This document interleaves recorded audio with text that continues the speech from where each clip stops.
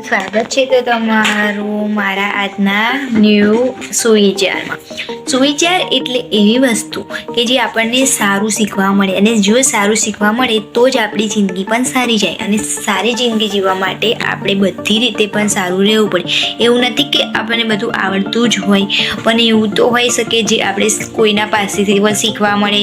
સારા સુવિચાર હોય, સારા વિચારો, સારા સંસ્કારો, બધી જ વસ્તુઓને જ્યારે આપણે ભેગું કરીએ ત્યારે એ સારા સંસ્કાર બને. સંસ્કાર અને સુવિચાર એ બધું એકમાં જ આવે, પણ આપણને એના અર્થ ખબર ના હોય, અને અર્થ ખબર ના હોય તો પછી એનો મતલબ જ નહીં. જ્યારે આપણને કોઈ બોલે કંઈ કહે તો બધું સમજવું પડે, અને સમજવા માટે આપણામાં સમજણ શક્તિ જોઈએ. જો સમજણ શક્તિ ના હોય તો આપણે એ પણ કશા કામનું નહીં કે જે આપણને આવડતું હોય.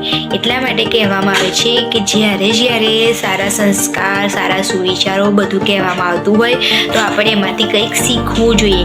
અને જો તમે શીખશો તો જ તમે આગળ જશો, અને આગળ જશો તો જ તમારી પ્રગતિ.